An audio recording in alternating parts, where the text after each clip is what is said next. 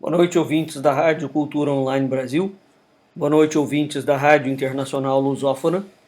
No ar, mais um programa A República com L'Oriel Rocha. O tema do nosso programa de hoje é Heidegger na América Latina.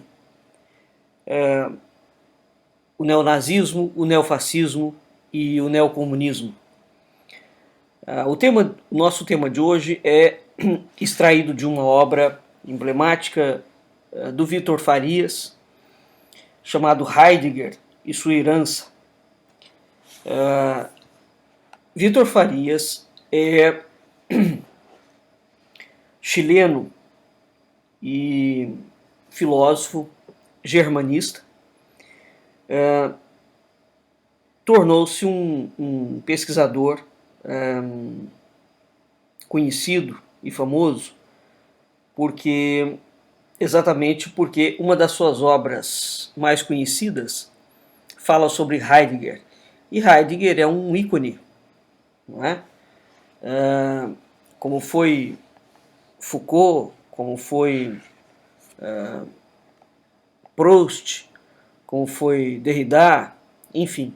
Mas Heidegger especificamente é um homem que tem uma obra que é considerada um ícone dentro da filosofia. Há discípulos no mundo inteiro. Entretanto, as conexões de Heidegger com o nazismo, embora ele mesmo nunca as tivesse negado, nunca foram levadas efetivamente em grande consideração. Tanto o Vítor Farias quanto o Emmanuel Fayet lançaram obras paradigmáticas nesse aspecto, não só mostrando que Heidegger influencia o nazismo, bem como Heidegger antecipa os temas do nazismo. Ora, essa obra que nós vamos estudar hoje está sendo lançada pela E-Realizações e é uma obra importante nesse aspecto porque as três Américas como um todo foi consolidada dentro de uma concepção judaica e depois de uma concepção cristã. Portanto, nós temos um projeto ontológico histórico, né? São nações formadas com uma ideia de transcendência, de modo que toda agressão totalitária ao ser humano, na sua origem, implica uma agressão a esse início, portanto, a cultura judaica e a cultura cristã. Nós tivemos três grandes movimentos de esquerda, não é? No século XX, cujo objetivo foi precisamente destruir a cultura ocidental, cristã e judaica. E na América Latina, nós estamos tendo, não só na América Latina, mas nas três Américas como um todo, nós estamos tendo inúmeros movimentos, já de algumas décadas, que têm um contorno ideológico, onde eles podem ser caracterizados como movimentos de destruição da ontologia e da história. Não é? Portanto, eles praticam, entre outras coisas, um terrorismo espiritual. Ora, o objetivo desses movimentos é, entre outros, a desumanização da existência e da sociedade, a destruição do ser humano. A obra de Heidegger está inserida exatamente nesse tipo de filosofia e nesse tipo de política e nesse tipo de visão de mundo que objetiva a destruição do mundo. Esse é o ponto. Antes de entrar na obra propriamente dita, nós vamos ver a presença do Heidegger na América Latina, né? Ninguém ignora, ninguém que tenha lido Heidegger em algum determinado momento, bem como ninguém que tenha lido Hegel e entendido Hegel, não pode ver que Hegel é o salto para Marx. Marx não se entende sem Hegel, né? O nazismo não se entende sem Heidegger. Ora, a obra de Heidegger há uma obra chamada Ser e Tempo, de 1927, portanto, antes do nazismo, né? E essa obra ela tem uma afinidade impressionante com a ideologia nazista. Não só uma afinidade. Em Ser e Tempo, Heidegger antecipa a ideologia nazista. Exemplo? Bom, tanto a obra quanto o nazismo rejeitam a modernidade filosófica, o iluminismo, o individualismo, o humanismo e o universalismo. Ao mesmo tempo, eles exaltam aquilo que eles consideram a autenticidade do indivíduo que se sacrifica em prol do destino particular da comunidade e do Estado a que ele pertence. Isso equivale a dizer o seguinte: tanto para Heidegger, quanto para o nazismo, quanto para Hegel, o ser humano, enquanto individualidade, não tem valor.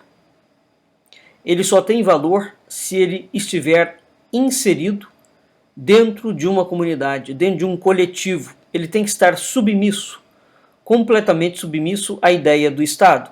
Bom, o problema é o seguinte: quando o Estado é louco, quando o Estado é totalitário, quando o Estado é corrupto, né?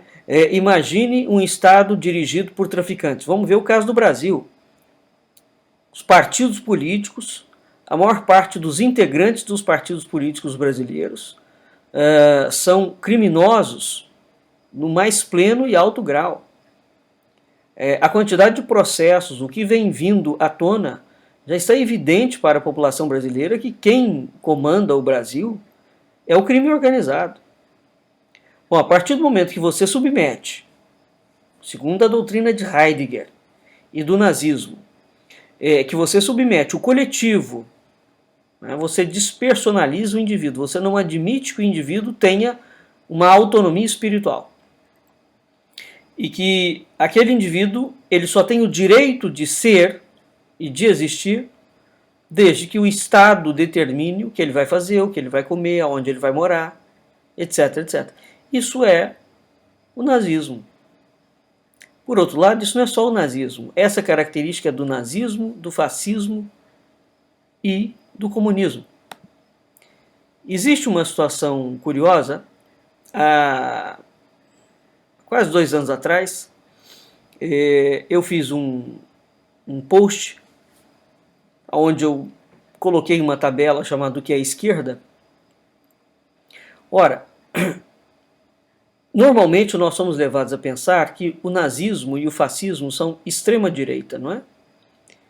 Isso, na verdade, é um eufemismo gramsciano,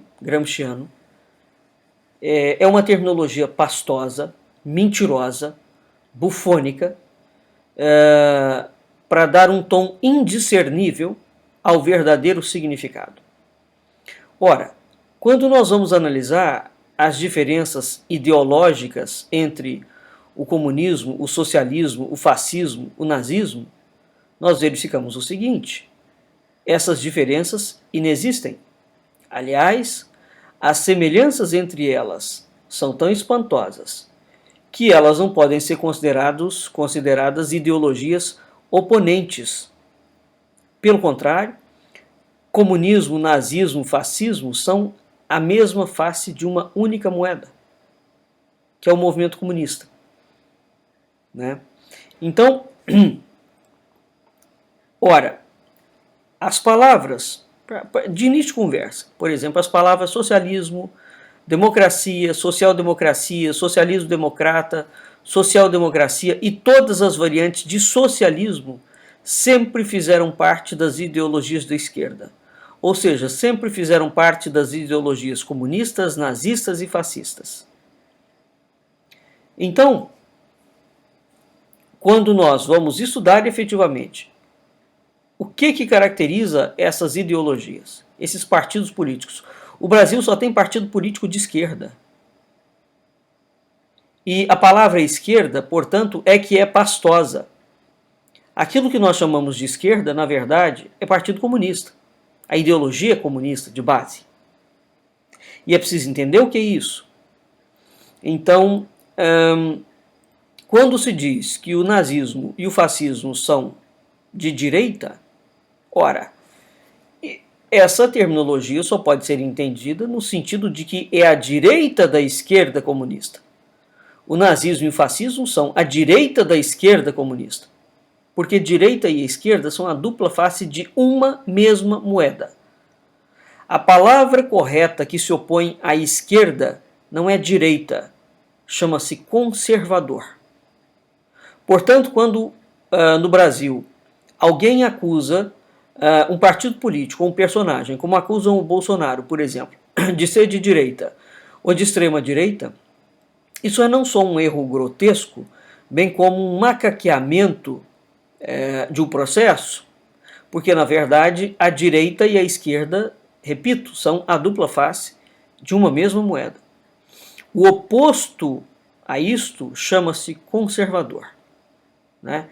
Então, se na verdade alguém da esquerda adota uma ideia de direita, ele só pode adotar isso como um método de camuflagem.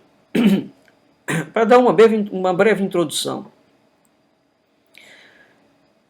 as palavras, a origem do comunismo, a palavra que origina ele chama-se socialismo marxista. A origem do fascismo está no socialismo sindicalista.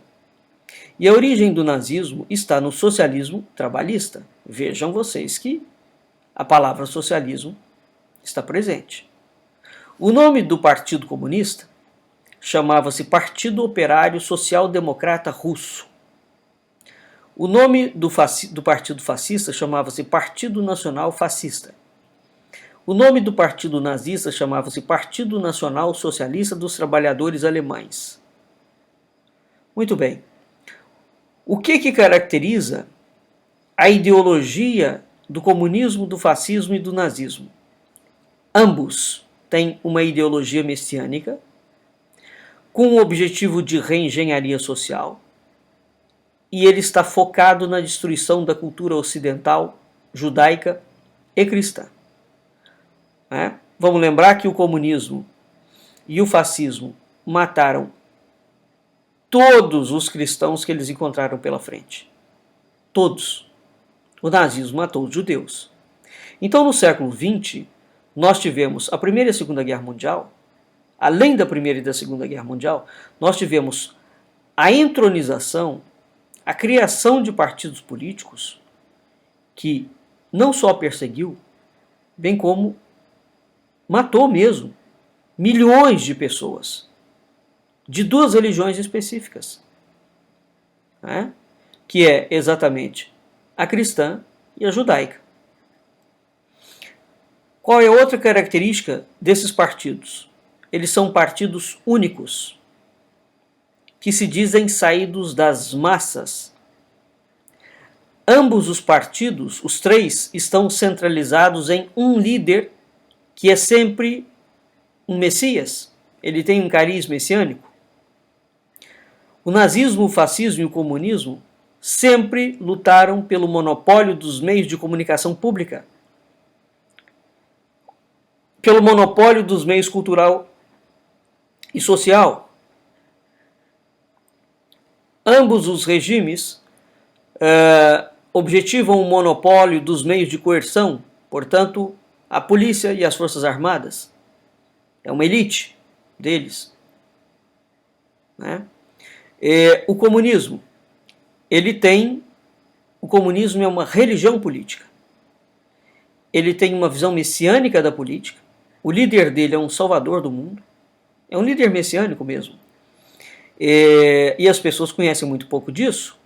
Para Marx, por exemplo, o Messias existe na profética hebraica, existe entre a religião cristã e também o Islã tem o seu Messias, chamado o Imam Mahdi.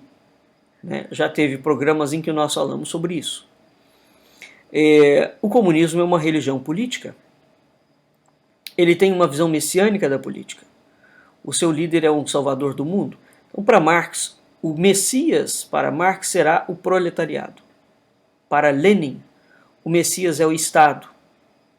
E é a partir dessa perspectiva que surge um Estado burocrático, poderoso, aparelhado e corrupto. O nazismo e o comunismo não são uma religião política, muito embora, a gente consiga ver claramente traços de conexão entre o poder temporal e o poder espiritual. Mas eles serão uma característica messiânica da política. Também o seu líder visa ser o salvador do mundo. Nazismo, fascismo e comunismo têm uma visão dualista do mundo. Por exemplo, o comunismo fala que há dois inimigos, que é o proletariado e a burguesia. O fascismo vai dizer que há dois inimigos, que é o Estado lutando contra os indivíduos. E os nazistas vão dizer que há dois inimigos, os arianos e os judeus. Ambos os sistemas detestam qualquer tipo de diversidade ideológica. Eles não admitem o contraditório. Ambos repudiam completamente o capitalismo. Por quê? Porque o foco é no Estado centralizado. Ambos trabalham pela centralização da economia, pela estatização crescente, cada vez mais, pela aniquilação total da ideia de propriedade privada. Uma das idiotices que as pessoas falam é que o nazismo era capitalista, porque Hitler permitia o capitalismo. Claro que não, Hitler nunca permitiu o capitalismo. Hitler era a favor de um capitalismo controlado pelo Estado. Por exemplo, o Brasil é capitalista? O Brasil nunca foi capitalista. Isso é uma panaceia, é uma bobagem. O que existe aqui são empresários que têm uma relação simbiótica com o Estado, uma relação de corrupção. Isso é caracterizado por uma palavra estudadíssima, chama-se patrimonialismo. Patrimonialismo é uma palavra até bonita, não é? Na verdade, o que existe é um Estado super fortalecido, em que você tem uma burguesia política e econômica, e é a mesma burguesia. É a mesma gente que manda dos dois lados da moeda.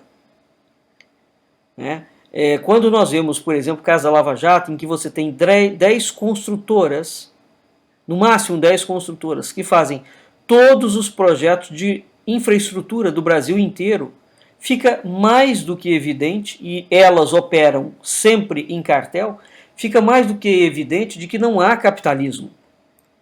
Tanto é que se essas empresas ficarem privadas, proibidas de entrarem em licitação estatal, municipal, federal, elas quebram. Portanto, o capital delas, elas não têm capital. Quem paga é o Estado, né? E o Estado não tem recurso, portanto ele extrai dos impostos que ele rouba dos cidadãos, porque imposto é roubo, não tem outro nome não, imposto é roubo. Não é contribuição, ninguém contribui voluntariamente, as pessoas são obrigadas, elas são roubadas através de leis. Então o nazismo nunca foi a favor do capitalismo, ele é a favor de um capitalismo controlado pelo Estado. Como o governo brasileiro é a favor de empresas de infraestrutura, desde que elas paguem propina, porque uma vez que elas paguem propina, pronto, elas têm o direito de deslanchar. Ora, mas há outras empresas no ramo da construção civil que efetivamente não vivem de licitação do Estado, e as empresas conseguem sobreviver. Então como é possível uma coisa dessa? né? O comunismo foi o primeiro modelo totalitário do século XX. O fascismo foi o segundo modelo totalitário do século XX. E o nazismo foi o terceiro modelo totalitário do século XX. Os três regimes tiveram campos de concentração. Os três regimes são antirreligiosos. Eles destroem, literalmente, o judaísmo e o cristianismo. Os três regimes são democidas. O que é a palavra democida? É um termo que designa assassinato em massa. Esse assassinato em massa é cometido pelo Estado contra a população civil e desarmada. Veja o que está acontecendo com a Venezuela. Eles não soltam os dados corretos há anos.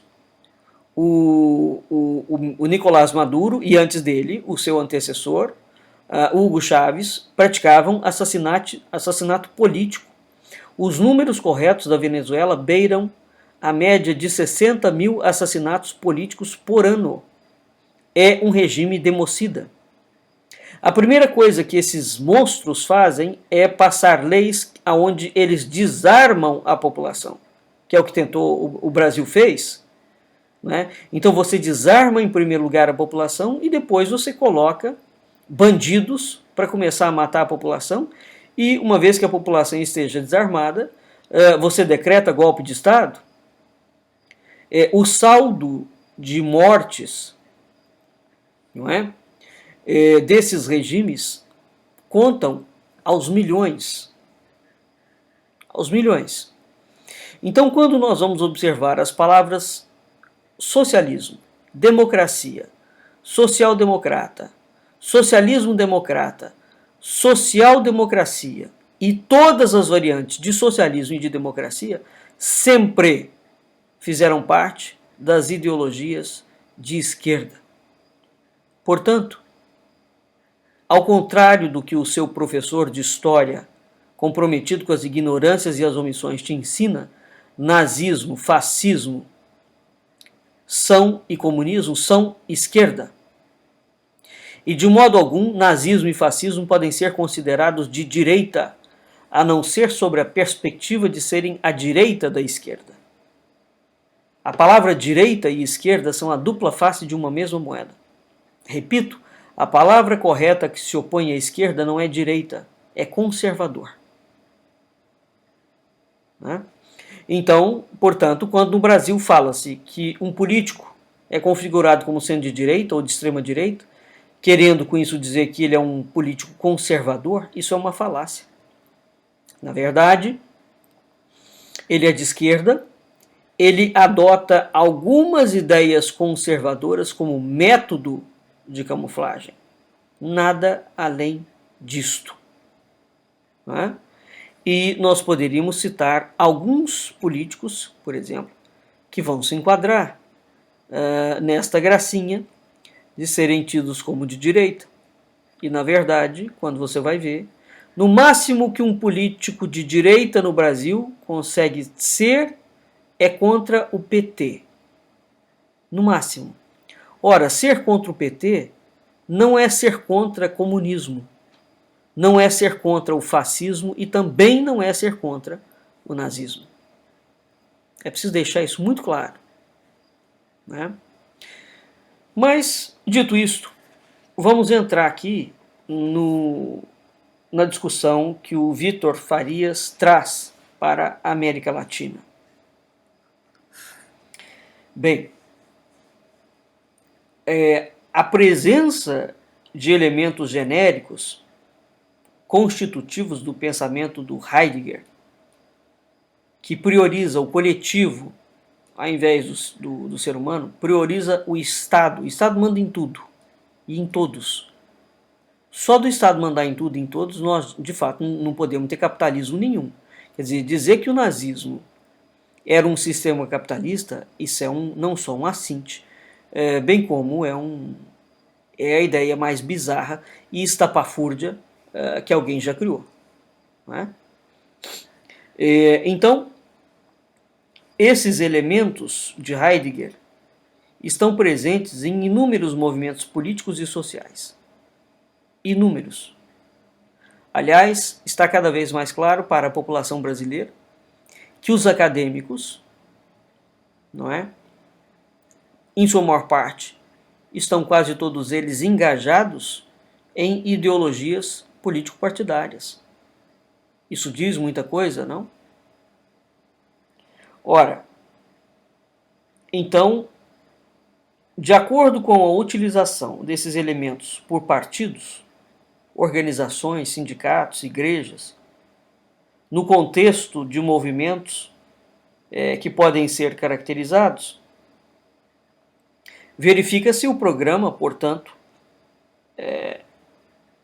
específico, um programa que eles terão específico a respeito da sociedade, das instituições, da cultura, como é que essas coisas se articulam, como é que é o poder, quais são os mecanismos que vão assegurar a legitimidade dessa ideologia dentro dessas diferentes frentes no campo cultural e social.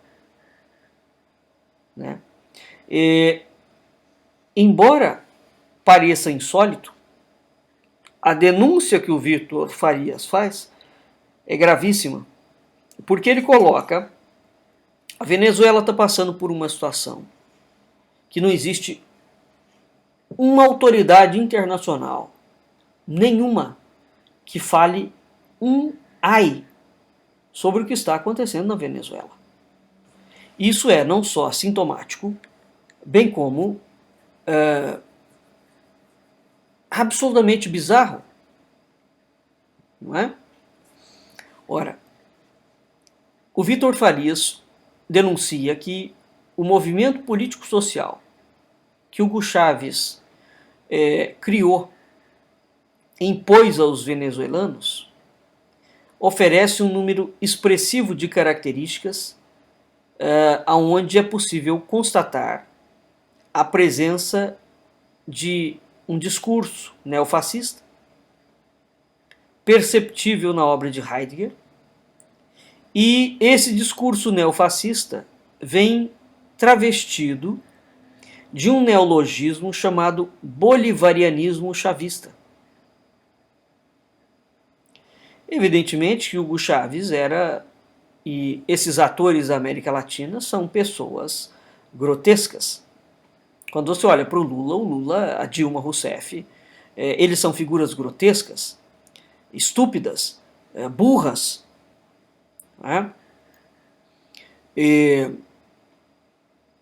A parte, não há nenhum grau de sofisticação. Quando você olha para o Fernando Henrique Cardoso, o Fernando Henrique Cardoso não é uma figura grotesca, mas ele é tão maligno quanto o Lula. Né? Então, a parte, o indivíduo com mais ou menos renda, uma vez que ele é de esquerda e ele está comprometido com um projeto ideológico, efetivamente ele é alguém perigosíssimo. Então, apesar do comportamento primitivo do Hugo Chávez e dos seus asseclas, e do grotesco da praxis intelectual que esses sujeitos foram implementando, esta questão de identificar no bolivarianismo chavista um conteúdo neofascista é absolutamente importante. Por quê? No quebra-cabeça ideológico que esse bolivarianismo, que o PSOL, o PT, a Rede, todo mundo está defendendo no Brasil, nesse quebra-cabeça que o sustenta, articulam-se o neomarxismo, que procura sobreviver depois da queda do Muro de Berlim, e essa sobrevivência é uma sobrevivência desesperada e dogmática, porque o mundo de hoje está incompatível com as categorias tradicionais desses movimentos revolucionários completamente loucos. Porque o apelo revolucionário, o que caracteriza um movimento revolucionário? são as raízes, a nomenclatura irracionalista, enlouquecida que eles criaram. Primeiro que eles criaram, por trás do projeto, a destruição do ser humano e da cultura ocidental e cristã, né? Eles criaram uma nomenclatura dizendo que você tem que ter uma cultura de raiz, criaram a terminologia de povos, não existe mais ser humano, existe povo. Né? Não existe mais raça, existe etnia. A terra como um ser vivo. Existem as chamadas identidades nacionais, os nichos ecológicos, os 42 tipos de gênero, você não tem mais macho e fêmea, você tem gênero, né? Tem as minorias, cada dia aparece uma minoria diferente. Agora tem uma minoria que o sujeito só é gay a partir do momento que ele fuma maconha. Não é? Então o gênero dele, se ele é homem, ele não é homem mais, ele tem um gênero diferente, porque se ele fumar maconha uma vez por ano, por exemplo, ele pode ser gay. Quer dizer, a loucura, realmente a loucura das minorias ultrapassou qualquer esfera de razoabilidade. Né? Então, essa nomenclatura irracionalista substitui, ou tenta substituir, de uma forma oportunista e criminosa, uma nomenclatura tradicional do marxismo autêntico. Então, o que o bolivarianismo criou? Né? O bolivarianismo é um neocomunismo. E aqui comunismo no sentido amplo, porque comunismo, nazismo e fascismo são os três vetores da esquerda. Né? Então, o comunismo, o marxismo autêntico, ele falava em luta de classes, ele falava em exploração, ele falava em contradição. Né? Essa nomenclatura moderna não fala mais em luta de classes, exploração e contradição. Eles mudaram os termos. Aliás, se existe uma característica da esquerda, é exatamente a de refazer periodicamente a sua linguagem. Né? Ora, por trás do confucionismo primitivo dos novos esquerdistas, que eles são quase budistas, né? Eles são ecológicos, criaturas verdes, sustentáveis, magníficas. Assim, impressionante como eles são limpinhos, bonzinhos, amam os animais, o planeta. É incrível assim a bondade que emana dessa gente. Por trás, portanto, dessa atitude de Confúcio, búdica, né, existe uma ligação crescente com a chamada extrema-direita. Vamos entender aqui que extrema-direita, na perspectiva do que eu falei antes. Nazismo e fascismo só podem ser chamados de extrema-direita entendendo que eles são a direita da esquerda. Né? Então, esse neocomunismo que está surgindo na América Latina, aliás, já surgiu, ele já fez inúmeros presidentes. Essa é a proposta do Foro de São Paulo. Esse neocomunismo tem uma ligação com o fascismo, com o nazifascismo, com uma extrema esquerda. Uma extrema esquerda é aquela esquerda que parte para a guerra de guerrilha, né, para assassinato. Então, essa extrema esquerda ela é revolucionária, ela tem um revolucionarismo populista, como tem o Maduro agora. O sujeito não concorda com ele, ele manda matar, sem problema. Tem mobilizações de etnias, tem o anarcoterrorismo espontâneo, tem o castro-guevarismo, tem a apologia a todos os tipos de droga, é a destruição mesmo do ser humano. É a destruição do ser humano, é a decadência da sociedade, é a perversão, é a imoralidade, é a boçalidade elevada em escala estratosférica. Não existe mais a ideia de bem, de moral, de ética, não pode existir. Né?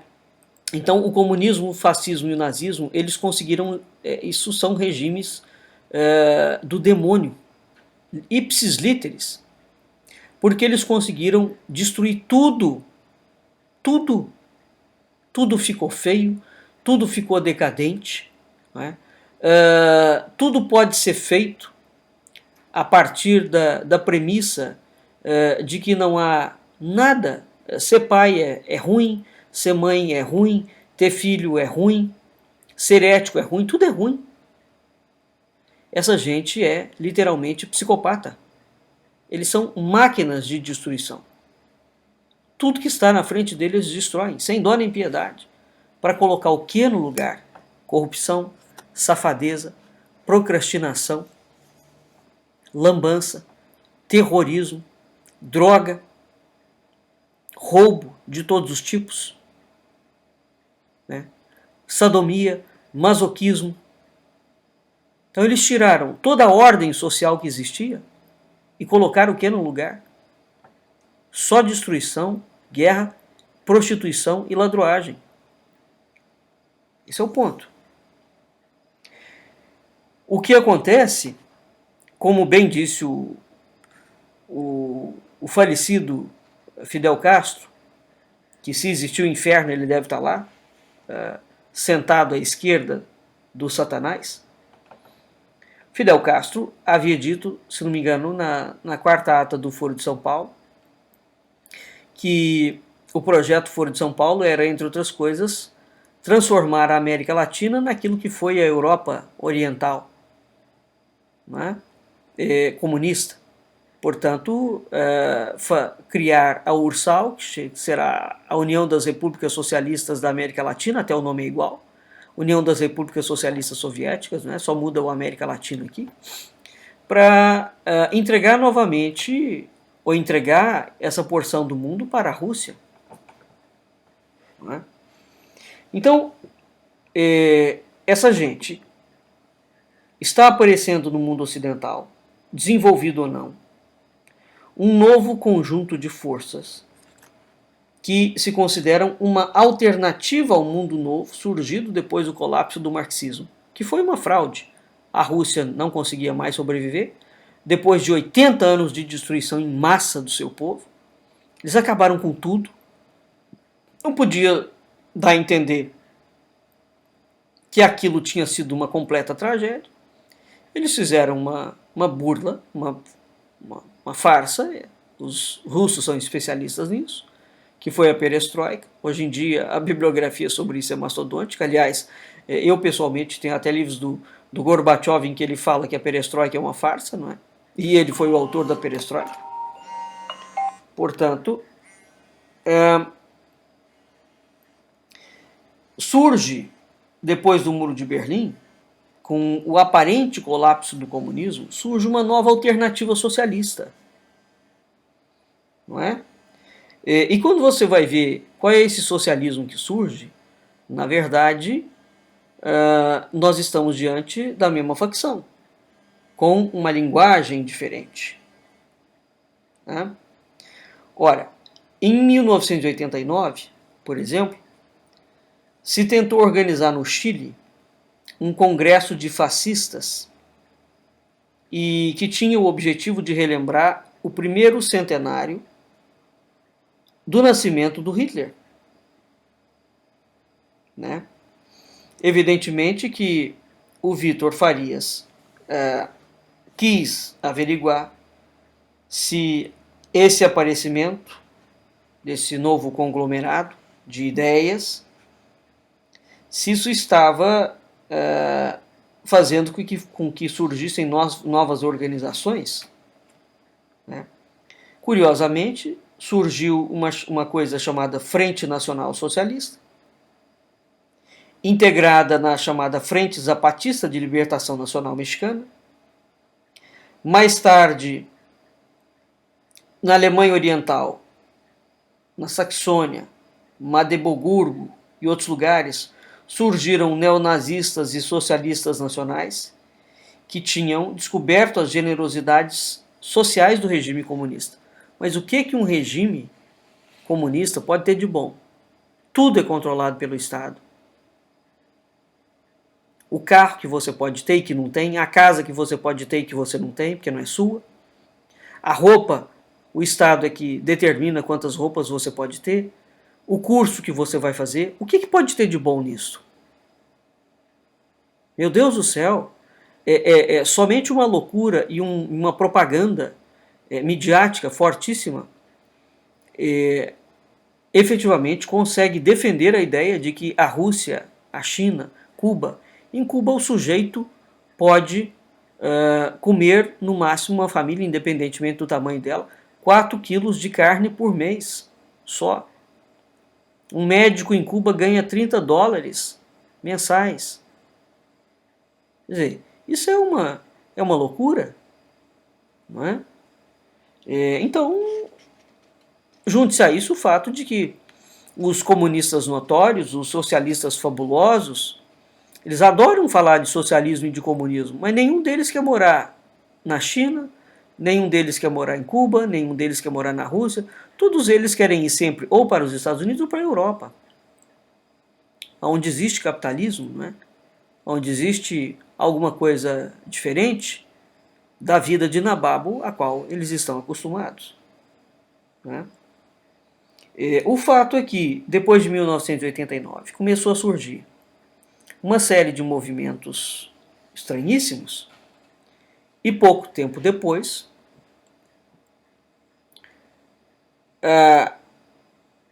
começaram a surgir bandeiras neonazistas e comunistas nas ruas de Moscou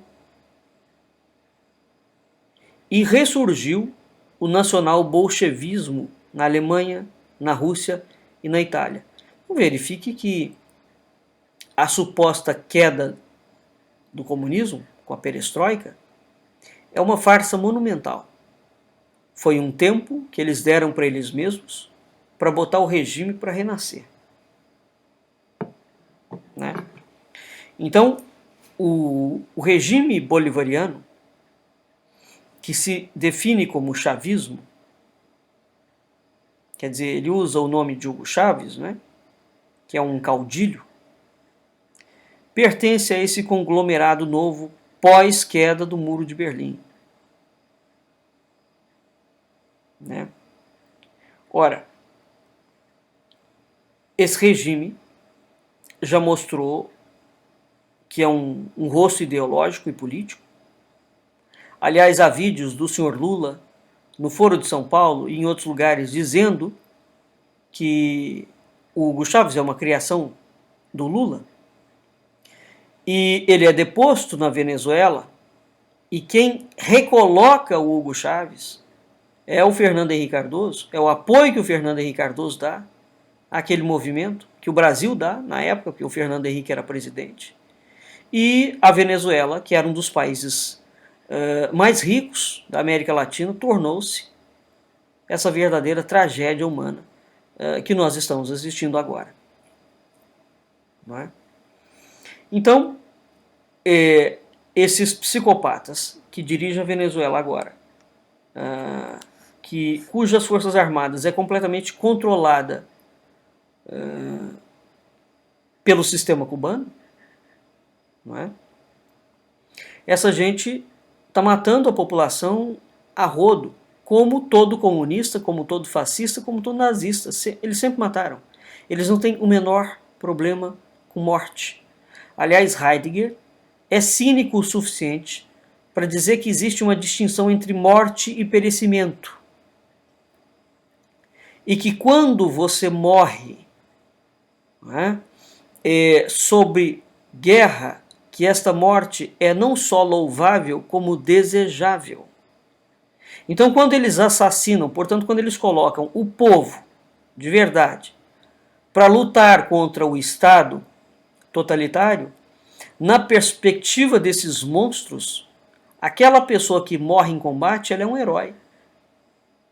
Então, ser assassinado por um Estado democida é um ato de heroísmo segundo a visão desses degenerados mentais e espirituais.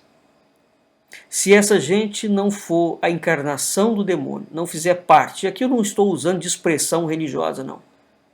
Eu estou usando como fato. Se isso não for o mundo de Satã, configurado na literatura apocalíptica e profética, nós não sabemos o que será. Porque ou Satã será melhor do que isso, ou Satã será pior do que isso. Porque o sujeito defender a ideia filosófica, política, teológica, seja lá o que for, sociológica, de que o Estado tem direito de matar as pessoas e de que morrer assassinado pelo Estado é um vislumbre da redenção, realmente nós estamos loucos, todos loucos, e não sabemos, né? Isso Heidegger ensina, e todos os ideólogos do comunismo, do nazismo e do fascismo. Então, Hugo Chávez e o Maduro são indivíduos ideológicos, políticos, está absolutamente claro. Aliás, o Hugo Chávez anulou, quando estava vivo ainda, a separação de fato e de direito dos poderes de Estado. Quando se fala assim, a Venezuela tem 3 poderes, mentira. Hugo Chávez já anulou isso tem tempos. Não existe executivo, legislativo e judiciário na Venezuela. E é curiosíssimo porque não tem um indivíduo dentro da mídia que fale sobre isso. Ele anulou. Ele manipula a formação do poder legislativo, ele exerce domínio e pressão sobre o poder judiciário, ele simplesmente manteve as 3 instituições, o nome das instituições, mas a Venezuela não tem, já há anos, executivo, legislativo e judiciário. Não existe. Ele transformou as Forças Armadas numa guarda pretoriana sobre o comando de Cuba. Ele anunciou a anulação do pluripartidarismo, inclusive para os partidos de esquerda tradicional.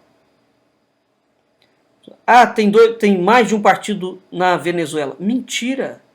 Não tem não. Fez o mesmo recurso, manteve alguns nomes. Ele deu início a um processo absolutamente, já está consolidado, de destruição de toda a mídia, dos meios de comunicação em massa. Não existe mais cadeia de televisão, não existe cadeia de jornal, não existe nada. Bom, é isso que essa gente chama de democracia, não é? Claro que é. É isso que essa gente, porque a palavra socialismo e democracia sempre surgiu na boca de comunistas, de fascistas e de nazistas. É preciso tomar muito cuidado com essa palavra. Estado democrático de direito, isso é coisa de comunista, de nazista e de fascista. Porque conservador, os movimentos conservadores não usam essas palavras que carregam com elas só desgraça. Até nisto é que as pessoas não prestam mais atenção às palavras, né? Aliás, elas sequer sabem que elas existem. Quando a gente vai ver os relatórios da Anistia Internacional, que é comprado, hein? Mas uma ou outra coisa ali passa. Existe um aumento vertiginoso da repressão política, da polícia, do assassinato contra cidadãos que não são adeptos ao regime criminoso venezuelano. Só o relatório de 2006, o Lula já estava no poder, vai mostrar uma quantidade de homicídios absolutamente espantosos. Desaparecimento, sequestro, todos eles passam impunes. Todos.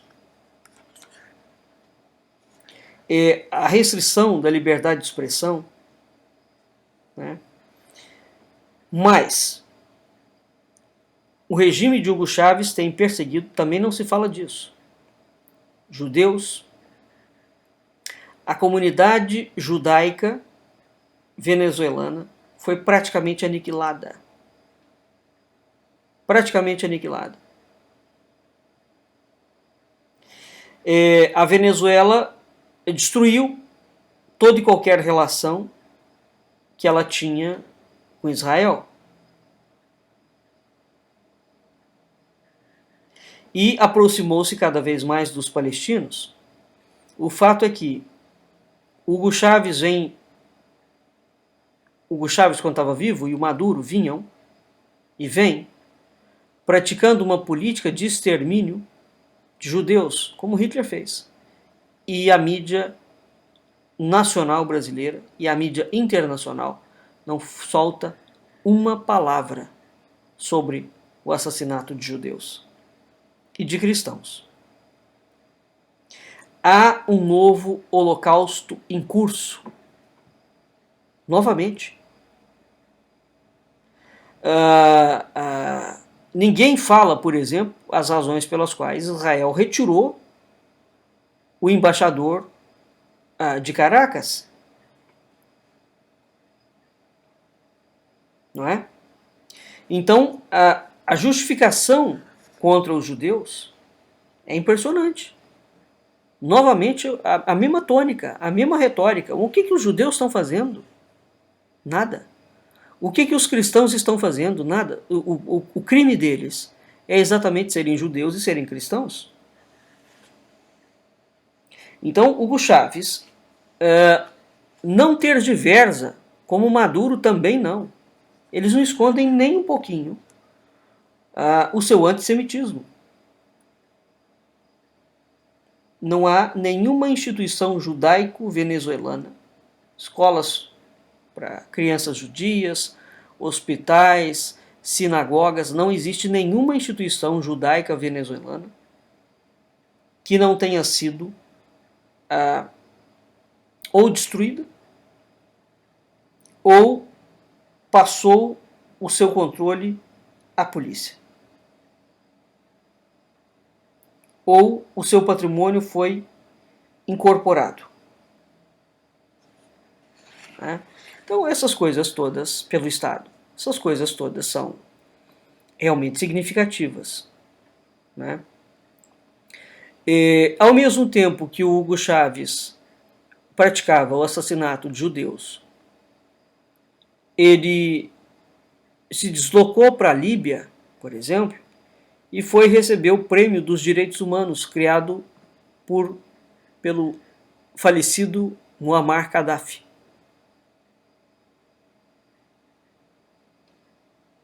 Né? E o cinismo em relação a isso, o cinismo criminoso, era de tal forma impressionante que esse monstro do Hugo Chávez, depois de destruir as sinagogas de Caracas, fazia um convite internacional, né, para os governos árabes visitarem as sinagogas.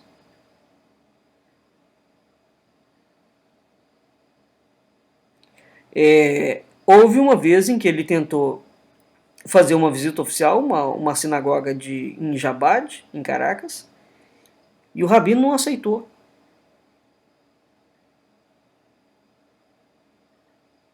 Então,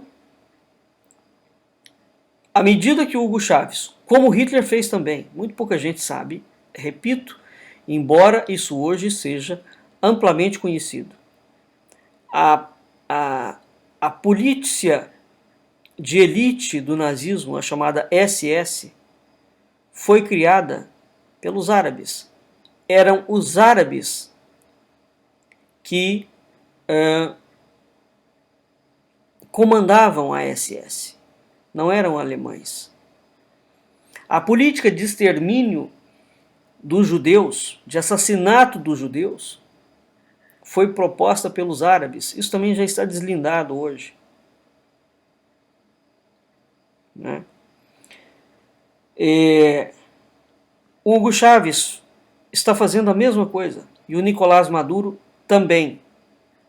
Ao mesmo tempo em que ele assassina os judeus, ele foi consolidando relações de privilégio político e econômico com o mundo árabe.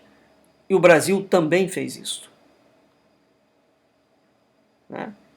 Mais especificamente, ele consolidou relações com o Gaddafi, com o Hezbollah, com Ahmadinejad no Irã. Sendo que o Ahmadinejad é curioso porque é um político que, ao mesmo tempo que ele aspira a possuir armas atômicas, ele defende claramente, depois de Hitler, o extermínio dos judeus e o extermínio do Estado de Israel. E aqui sem botar panos quentes na situação. Então, nessa circunstância, levando-se em consideração aquilo que Hugo Chávez fez e que o Nicolás Maduro continua implementando nas barbas do mundo, de vento em popa, a quantidade de encontros internacionais para reunir em Teherã cientistas, entre aspas, mais destacados, cientistas que negam a realidade histórica do Holocausto. Ora, perguntar se essa revolução bolivariana é um regime antissemita é uma questão meramente retórica. É um regime antissemita.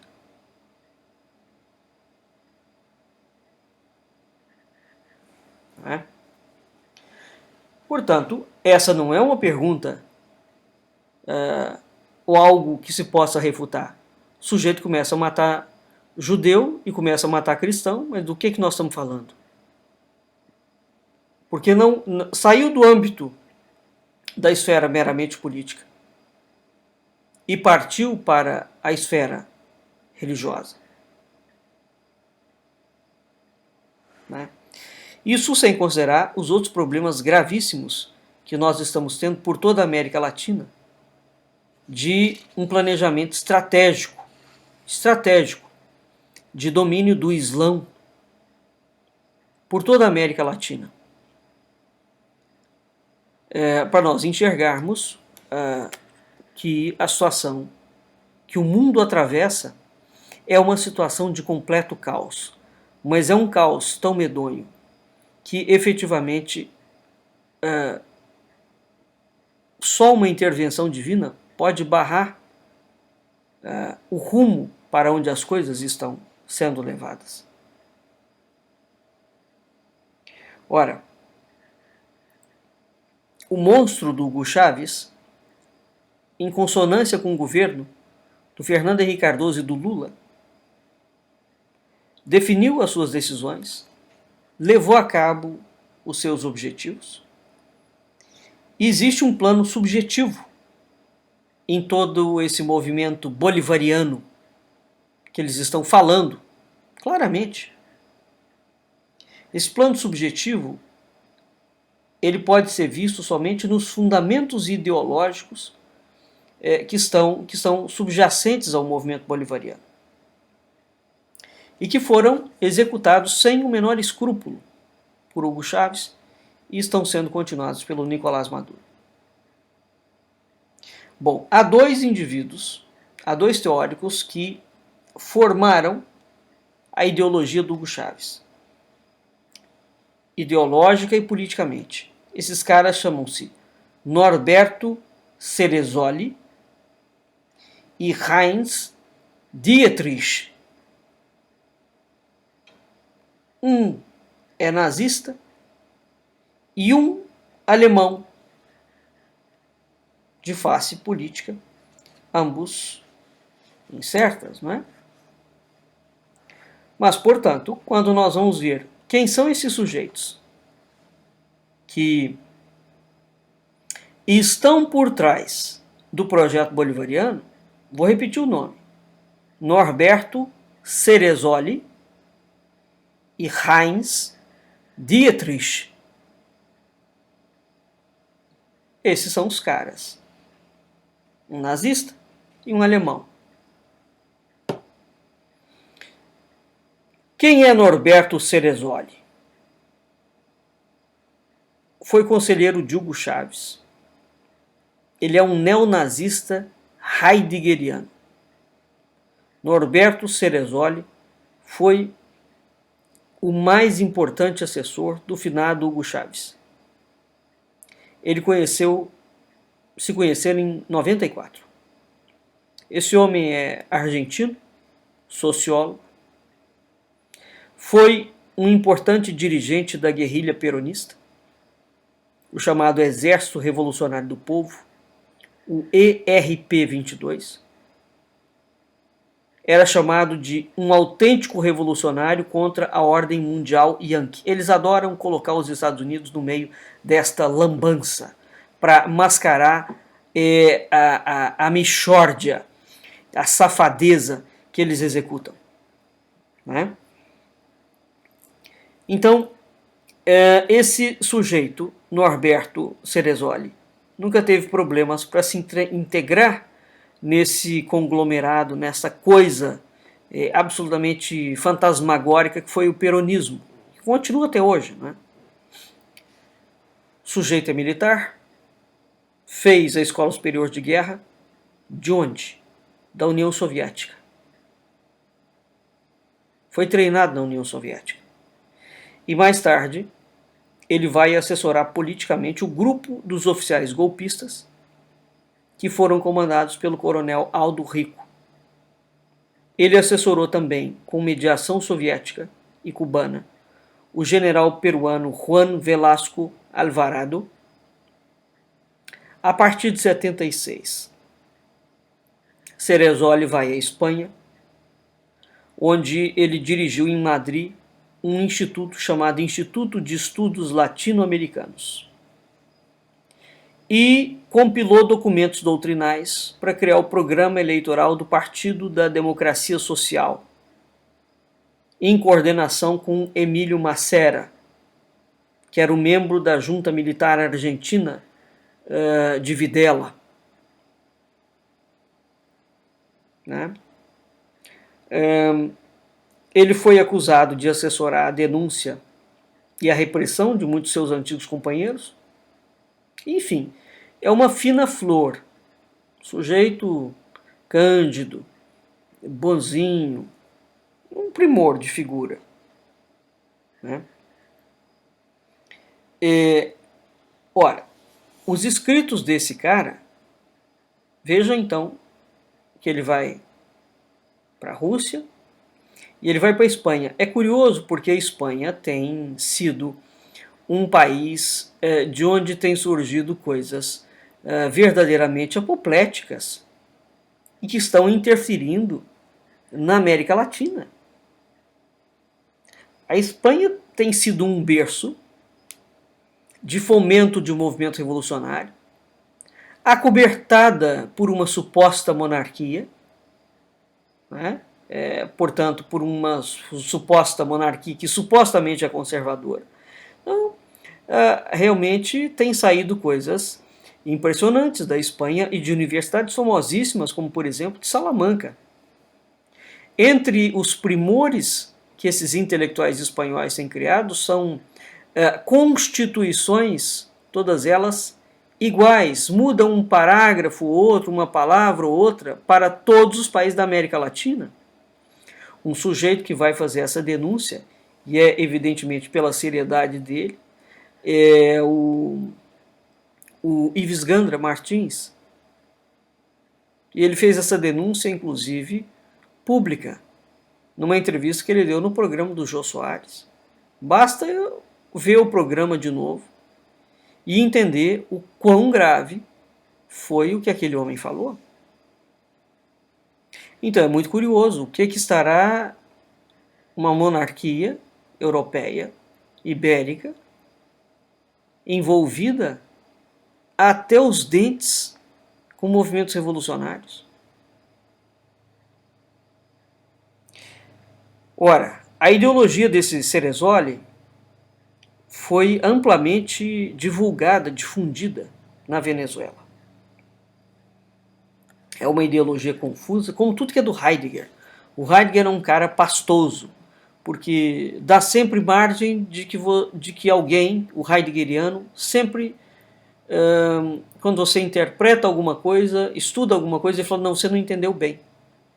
Então o próprio Heidegger criou uma linguagem em que ele se safa de determinadas coisas. Agora, por mais que ele se safe, evidentemente, quando a pessoa tem um mínimo de cérebro, ela consegue ver até aquela que por trás daquela linguagem rebuscada e que vai do nada para lugar nenhum, existe uma malignidade tremenda, né? Essa ideologia de vai e vem pode ser claramente constatada nos pronunciamentos e nos discursos do Hugo Chávez. Como, por exemplo, caudilho, exército, povo, a Venezuela do presidente Chávez. Nesse artigo, o Ceresoli enumera as principais características daquilo que ele poderia chamar de uma filosofia política do neofascismo militarista de Hugo Chávez. Vou ler um pedaço.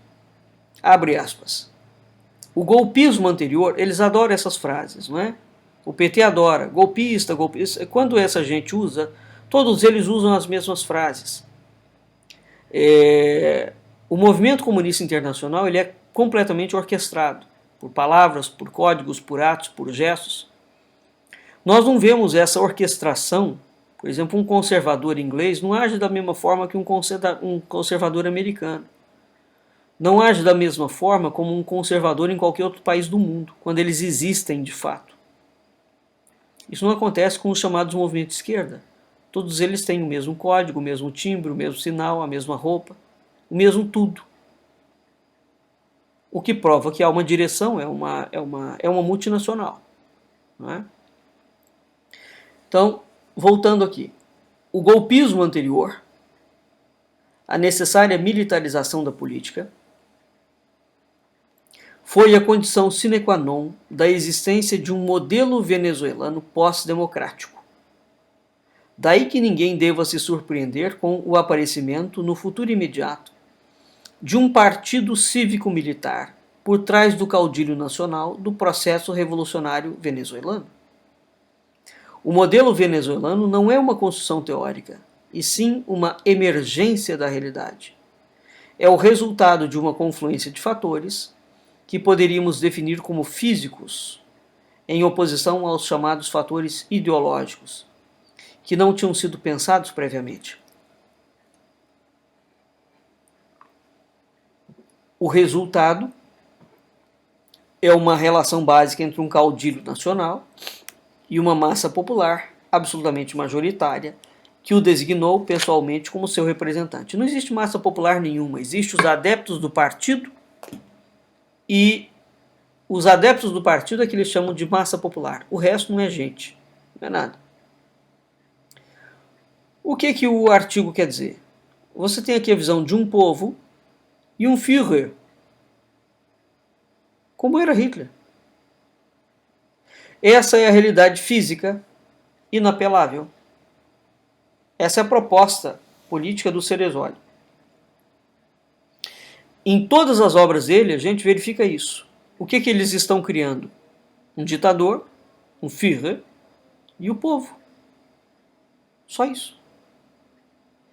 Curiosamente, as obras do Ceresoli foram traduzidas para o árabe e para o persa,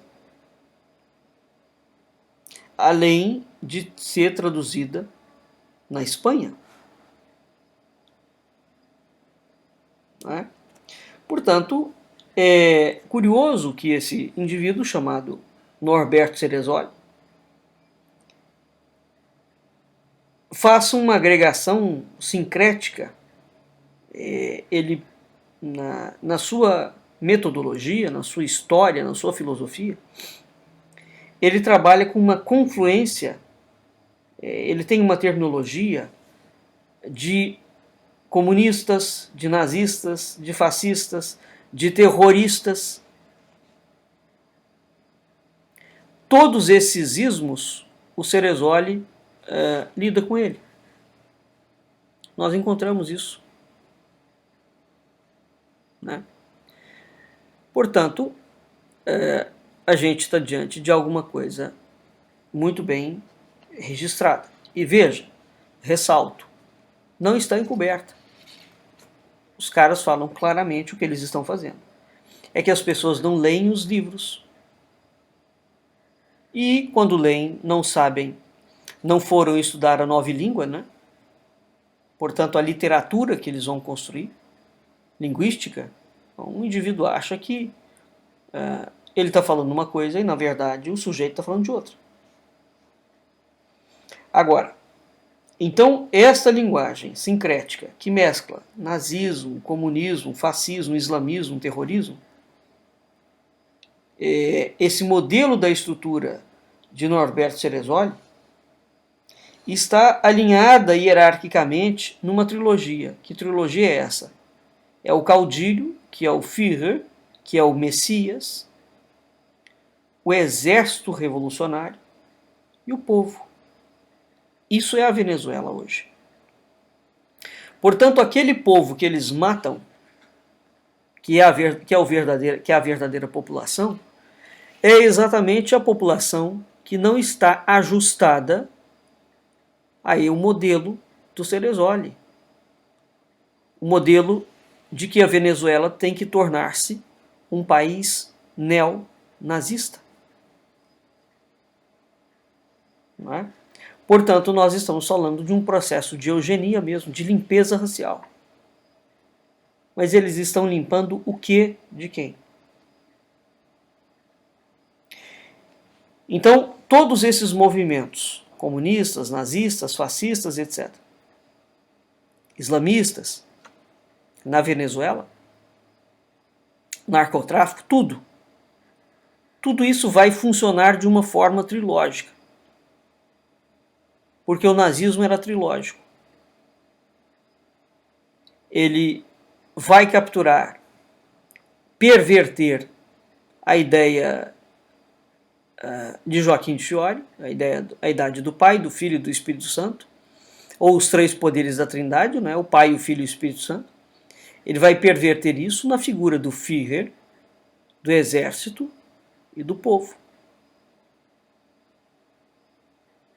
Quem manda na Venezuela é o Maduro, o exército é um poder imenso. Repito, Hugo Chávez já tinha, antes de morrer, destruído, aniquilado os três poderes da República. A Venezuela não é uma república há muito tempo. E nenhum indivíduo tem a coragem de falar isso. Né? Essa, portanto, é a herança, e tudo isso está esquematizado nessa trilogia. Portanto, o que vai acontecer? Esse modelo de estrutura de Ceresoli orientou o governo autoritário do Hugo Chávez.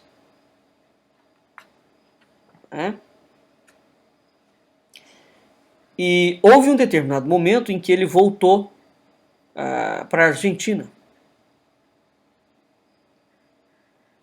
E é preciso entender o que aconteceu.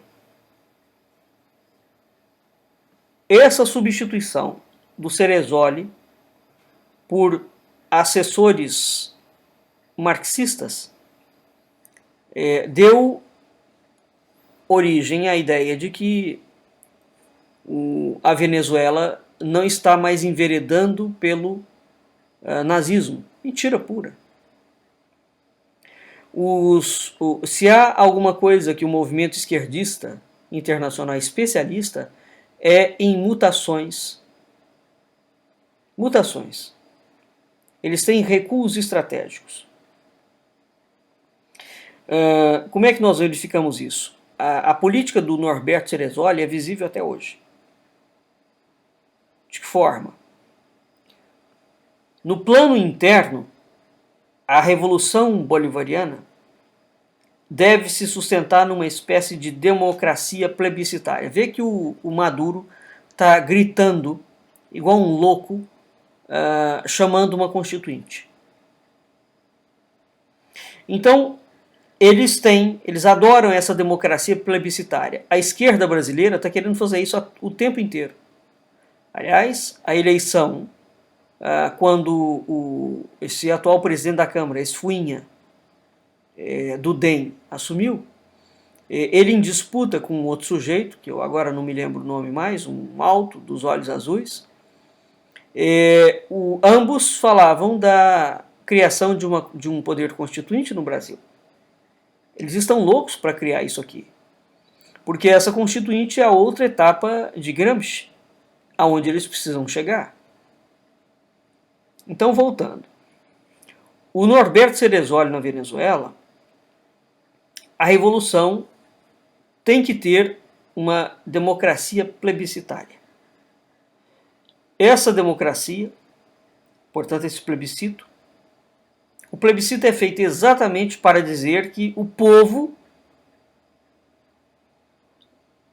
concentrou o poder nas mãos de um caudilho, de um presidente.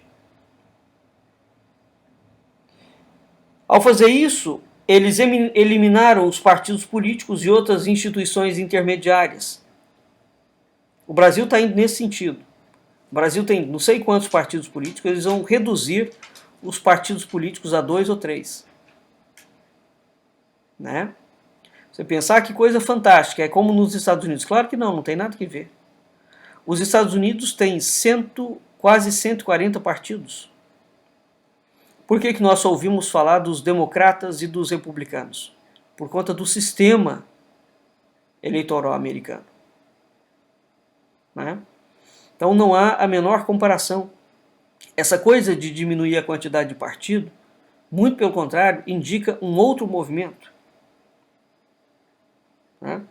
Então, quando eles fazem esses supostos plebiscitos com as urnas fraudadas da Smart Martic, cujas denúncias nacionais e internacionais são feitas há séculos, essas urnas, a empresa é do George Soros.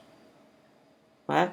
Então, como é que esses monstros conseguiram instalar os seus regimes por toda a América Latina e Central? Com eleições fraudadas. Tanto é que a margem, quando eles ganham do seu oponente, a margem é menos de 4%, porque essa é a margem para não ficar muito evidente a fraude. Né? De modo que eles fazem eleições, fraudam as eleições. Nessas eleições, resolve tudo pelo plebiscito. Eles são teoricamente assim, muito democratas, adoram fazer consulta popular. Eles adoram fazer consulta popular porque todas as consultas que eles fazem são fraudes totais e absolutas. Né? Então, essa chamada democracia plebiscitária, que é fraudada em máquinas, vai gerando concentração de poder na mão do presidente, do suposto presidente.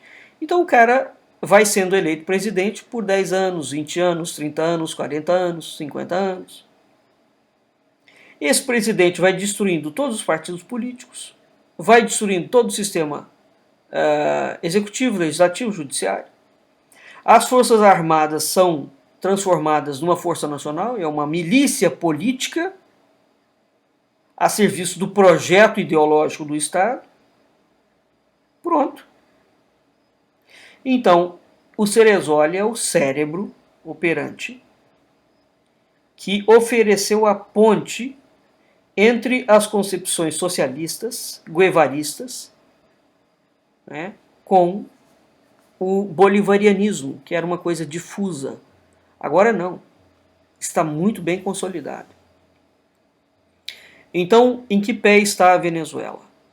Exatamente agora, no pé em que a coisa está tão consolidada, que eles têm que passar para a etapa final do fechamento.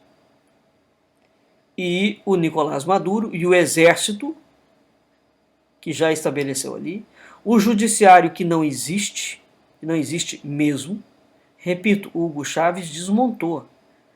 Não há executivo, não há legislativo, não há judiciário. Manteve-se os nomes, mas esses poderes não existem na Venezuela. É uma fachada. Então, existe uma aproximação ideológica que foi construída na Venezuela entre a cultura alemã e o nacionalismo russo. Existe uma aproximação ideológica entre Dostoiévski e Spengler. O Norberto Ceresoli fala isso em obras dele claramente. Claramente. O Spengler vê na Rússia a promessa de uma cultura nova. E Haushofer pensa numa revolução mundial, tendo a Alemanha como centro. Veja o que a Alemanha está fazendo na Europa. Essas coisas não estão desligadas uma das outras. Você fala, é a Merkel? Claro que não é a Merkel. Há alguma coisa muito mais tenebrosa por trás. Muito mais tenebrosa. Né? Então, ao mesmo tempo que esses psicopatas, esses criminosos estão agindo na Europa, eles estão agindo na América Latina. São faces distintas de um projeto, que é o projeto da criação de um governo totalitário mundial, respeitando zonas. Quando você vai e acessa o site do Clube de Roma, você vê claramente 10 regiões do mundo ali divididas, mas todas elas controladas por um poder central que ninguém sabe qual é, ninguém sabe onde está, que não foi eleito por ninguém, não é passível de ser punido, não é passível de ser destituído. É nisso que nós estamos falando.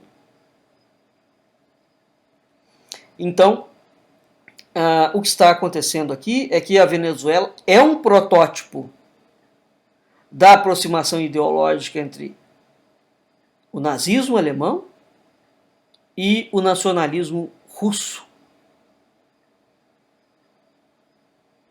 Né? E Heidegger é louco o suficiente para dizer que a Alemanha é herdeira direta da Grécia e que os alemães são gregos.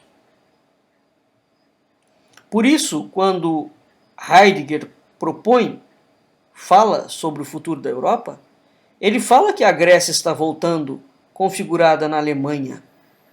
E, para tanto, a Alemanha tem que libertar a Europa das garras do cristianismo. Porque a Alemanha é a Grécia, a rede viva. Então, esses dementes acham que, ora, desde quando os gregos tinham um projeto uniforme de destruição do mundo? A Grécia era dividida em cidades-estados. Né? Então,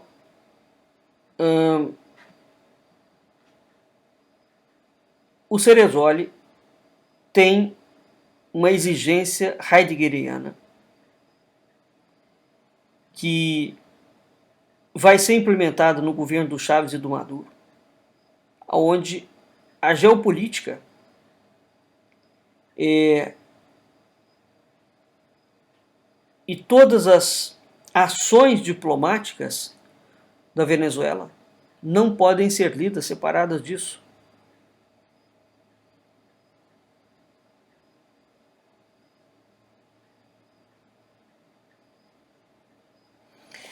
Existe alguma coisa muito curiosa em Heidegger, que novamente é um tema que nós já tratamos em outros programas, que é a chamada Nova Roma, ou a Terceira Roma, não é? Heidegger fala que existe uma pretensão geopolítica e espiritual de que a Alemanha vai se tornar a Nova Roma. Portanto, a capital universal de Roma, a capital universal do cristianismo, né, muda, sai de Roma e vai para a Alemanha. Por quê? Porque com isso, Heidegger entende que vai aparecer novamente a superioridade ontológica e histórica dos alemães, o espírito, a palavra alemã. Então, é isso que está na proposta do Terceiro Reich, né? socialismo alemão, novamente nós vemos uma ideia de eugenia, né? E é curioso porque esse projeto de Heidegger, espiritual, ontológico, está na base da Revolução Bolivariana, que está sendo conduzida na Venezuela. Então, eles têm em perspectiva de que o movimento que está sendo criado aqui na América Meridional ou Central, né, vai ser um modelo irrepreensível de futuro. Aquilo que esses tarados não conseguiram na Segunda Guerra Mundial e na Primeira, eles acham que eles vão conseguir fazer história aqui. Então, a matança dos judeus e dos cristãos é uma condição sine qua non para a manutenção do projeto. E essas vertentes, inclusivamente, não têm sido colocadas a claro. Por que eles estão voltando a matar cristãos a rodo? Não é só na América Latina, não. Por que eles estão voltando a matar cristãos e judeus a rodo? Na América Latina, no Brasil, na África e no Oriente. Nós voltamos para o cenário da Primeira e da Segunda Guerra Mundial. De uma outra forma. Nós estamos vivendo uma Terceira Guerra Mundial, sem que ela esteja declarada. Oficialmente declarada como uma guerra entre países. Agora, por trás de tudo isso, nós temos um fundo filosófico político. E o que está evidenciado é que Norberto Sorezoli criou, através da sua filosofia política, um Führer venezuelano. E os seus esforços todos foram muito bem sucedidos. E é curioso que depois da morte do Perón, ele tenha fugido de Buenos Aires, se instalado em Hamburgo, na Alemanha, trabalhou como analista de informação, viveu em Altona, onde ele conheceu a sua esposa Brunhilde, e acaba voltando, vai para a Rússia e volta para a Venezuela. Depois volta para a Argentina. O Perón já é um protótipo de um Führer, né?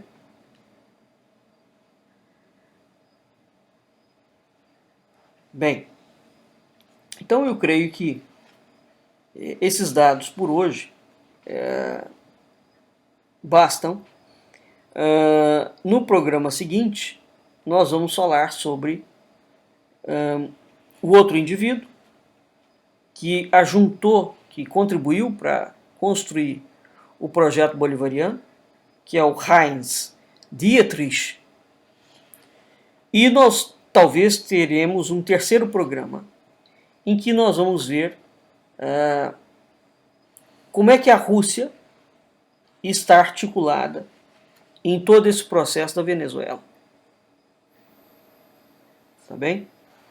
Para que a gente consiga ter uma ideia um pouco mais aclarada do que está acontecendo verdadeiramente na América Latina e a gravidade dos acontecimentos.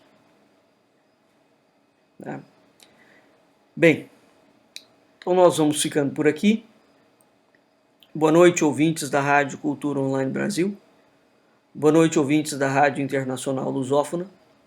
Fique em seguida com a nossa programação e até a semana que vem. Um abraço.